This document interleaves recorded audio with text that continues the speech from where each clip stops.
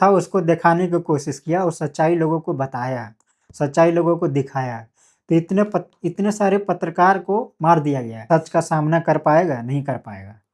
क्योंकि देखिए, सच को अगर दबाना है तो लोगों को डर पैदा करना बहुत ज़रूरी है, ठीक। विनोद कुशवाहा का माँ खुद एक मीडिया वाले के सामने बोल रहे हैं कि हमारे बेटे को 2 आदमी है फ़ोन किया, उसके बाद फ़ोन करके बोला कि तैयार होके रहो हम आ रहे हैं, और हमारे बेटे को ले गया, 22 जुलाई को सुबह ले गया 10। दोस्तों, सच बोलने और हक की आवाज़ उठाने वाला की कीमत चुकाने वाला सिवान के एक जिला विनोद कुशवाहा जी के साथ जो हुआ है, वो न जाने कितने पत्रकार के साथ हो रहा है और अनेकों साल से किया जा रहा है ये चीज़, ठीक है।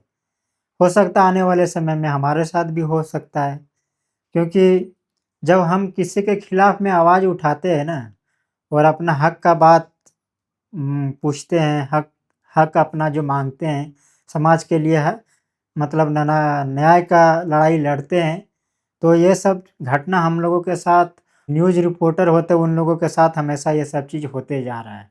ये आज से नहीं होते जा रहा है, बहुत दिन से होते जा रहा है। अभी कुछ ज़्यादा ही हो रहा है हमारे देश के अंदर में, अलग-अलग कोने में अलग-अलग घटना हो रहा है कि आम आदमी को तो मारा ही जा रहा है, रेप हो ही रहा है, ठीक है। करप्शन दिन पे दिन बढ़ा ही जा रहा है और करप्शन के खिलाफ में अगर आप आवाज़ उठाते हो तो आपको निपटा दिया जाएगा।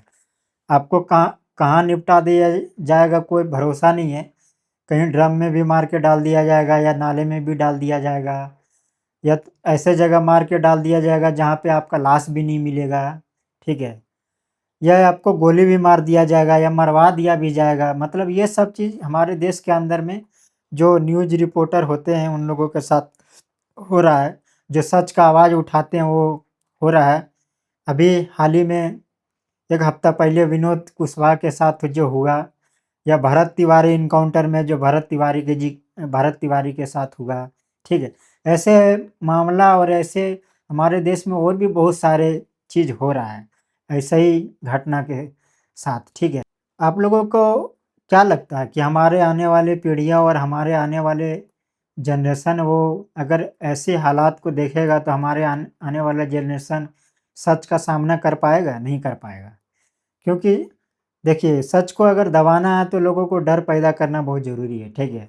तो ये लोग जो हम न न्यूज़ रिपोर्टर को जो लगातार मरवाया जा रहा है, उनको मार दिया जा रहा है, ये सिर्फ़ सच को छुपाने के लिए करवाया जा रहा है और लोगों को अंदर में डर पैदा करने के लिए किया जा रहा है, ठीक है।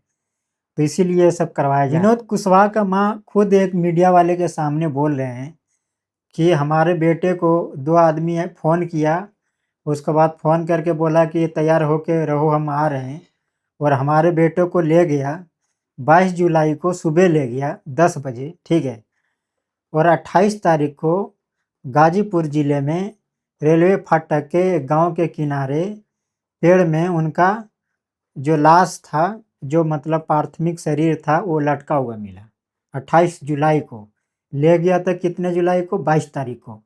ये विनोद कुशवाहा के माँ खुद मीडिया वाले के साथ सामने ये कबूल कर रहा है। तो बताइए, हमारे देश में जो हमारे जैसा युवा जो सच दिखाने का कोशिश करते उसको किस तरीके से कुचला जाता है, किस तरीके से कुचल दिया जाता है, ये आप लोगों को सोचने वाला बात है। कभी आपको मरवा दिया जाएगा या कभी आपको जेल में डलवा दिया जाएगा, ठीक है।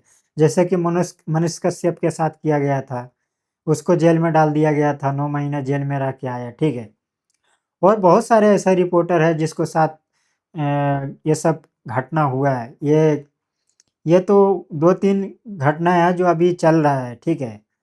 और हमारे साथ भी हो सकता है आने वाले समय में हो जाए, कोई भरोसा नहीं है। क्योंकि हमारा 1-2 वीडियो फ़ेसबुक पे वायरल हुआ, ठीक है। तो फ़ेसबुक पे जैसे ही वायरल हुआ तो कुछ चमचे हैं, जो कुछ दलाल हैं, जो साले क्या बताऊँ, हमको मुँह में तो बहुत गाली आता है लेकिन मैं गाली दे नहीं सकता हूँ, ठीक है। बहुत जो दलाल हैं यहाँ पे ऊपर से नीचे तक बैठे हुए करप्शन में लिपटे हुए जो लोग हैं, वो हमको फ़ोन करके धमकी दे रहा है कि अपने काम से काम मतलब रखो, ये सब वीडियो मत बनाओ, नहीं तो वीडियो बनाओगे तो तुमको जहाँ रहते हो वहीं से उठवा लेंगे तुमको, और उठवा लेंगे तो तुम्हारा लाश भी नहीं पता चलने देगा। ये हमको भी फ़ोन पे धमकी आ रहा है अभी, कहीं-कहीं से आ रहा है, पता नहीं उन लोगों का नंबर कहाँ से मिल जाता है, ठीक है।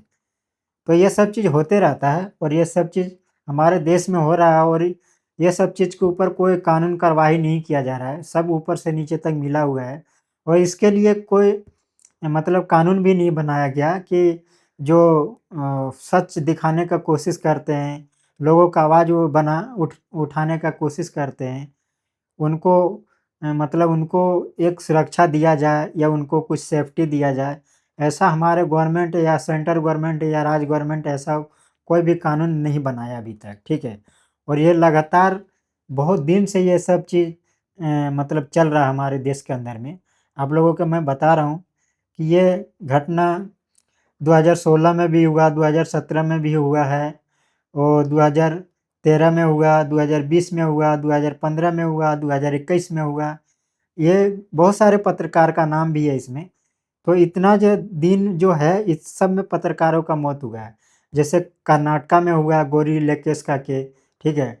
सिवान में एक इससे पहले हुआ था 2016 में राजदेव रंजन का हुआ था। उसके बाद उत्तराखंड में हुआ था उमेश शर्मा। उसके बाद में मुकेश चंद्राकर हुआ था। उसके बाद में साईं रेड्डी और नेमीचंद्र जैन हुआ था। उसके पहले हुआ था शुभम श्रीवास्तव हो गया था प्रतापगढ़ में। शुभम मणि त्रिपाठी हुआ था उन्नाव में। उपेंद्र सिंह शाहजहाँपुर में हुआ था। ठीक है? तो इतने सारे पत्रकार को अभी तक मार दिया गया है। ठीक है? क्योंकि ये लोग ने गलती यही किया है कि सच्चाई जो था उसको दिखाने की कोशिश किया और सच्चाई लोगों को बताया, सच्चाई लोगों को दिखाया। तो इतने सारे पत्रकार को मार दिया गया। किसी को दफना दिया गया, किसी को गोली मार दिया, किसी को जिंदा जला के मार दिया गया। इतने सारे पत्रकार को अभी तक हमारे देश के अंदर में जान जा चुका है। ठोकिए, सोचने वाली बात है। और जो ये सब पत्रकार मारा मारा गया, सोचिए जिनके घर का पुत्र मर गया, जिनका घर का पिता मर गया, जिनका घर का भाई मर गया, जिनका घर का पति मर गया, उसका घर कैसे चलता होगा बताइए? जिसके घर का जिसका पिता मर गया, उसके बाल-बच्चे छोटे-छोटे होगा, उसका घर आज किस स्थिति में होगा? कैसे चल रहा होगा उसका घर? उसका घर चलाने वाला नहीं होगा, उसका बीवी-बच्चे क्या करता होगा? उसका माँ अगर उसके घर चलाने के लिए नहीं होगा, उसका माँ-बाप क्या करता होगा? उसका भाई-बहन क्या करता होगा? कैसे वो लोग ज़िंदगी जीता होगा? कै क्या खाता-पीता होगा? क्या उनके घर के व्यवस्था होगा बताइए? जो कि यही सब काम करके वो अपना रोज़ी-रोटी चलाते थे, 2 पैसे कमाते थे, ठीक है? लोगों को बता के, लोगों को दिखा के, उनसे उसका रोज़ी-रोटी चलता था, ठीक है? और उसी चिराग को उन्होंने छीन लिया, उसका घर का क्या स्थिति होता होगा, ठीक है? आज उदाहरण है सिवान जिले का उपेंद्र कुशवाहा का, जो मारा गया। उनको किडनैप करके पहले ले गया गया, फुसला बहका के उनको मार के और पेड़ में लटका दिया गया। पुलिस वाले जब छानबीन किया, लाश को देखा तो पुलिस वाले बोल रहे हैं कि ये सुसाइड किया हुआ है। बताओ, सुसाइड किया हुआ इंसान उतना दूर जाके सुसाइड क्यों करेगा?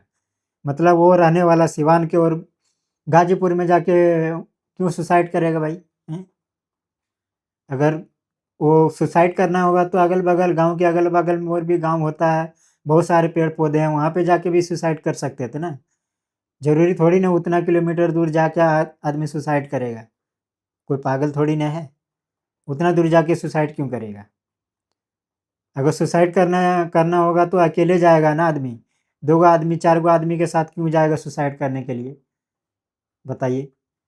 ये सब सिर्फ़ ऊपर से नीचे तक नीपा-पोती करने का काम चलता है, ठीक है? सब ये लोग कुछ दिन मुद्दा पे मुद्दा बनाएगा, ठीक है?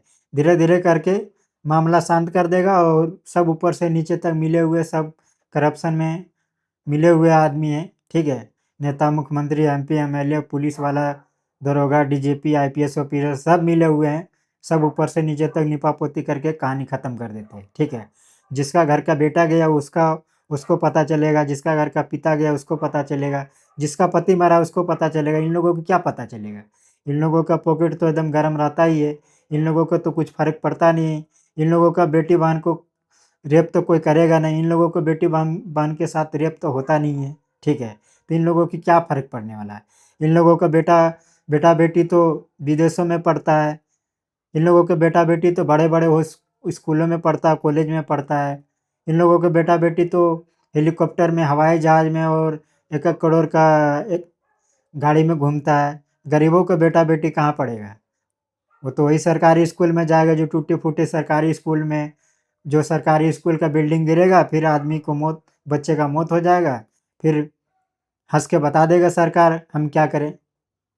तो ये सब सिर्फ़ गरीब आदमी के साथ ही होता है, और मिडिल क्लास के लोग हैं, उन्हीं के साथ ही होता है। अमीर आदमी के साथ ये सब घटना नहीं होता है। हमारे जैसे युवा जो होते हैं, हमारे जैसे फैमिली जो होते हैं, मिडिल क्लास या गरीब क्लास का, उनके साथ ही ये सब घटना होता है। मर्डर होगा, रेप होगा और केस मुकदमा होगा, जेल होगा, ये सब हम लोगों के साथ ही होता है, ठीक है?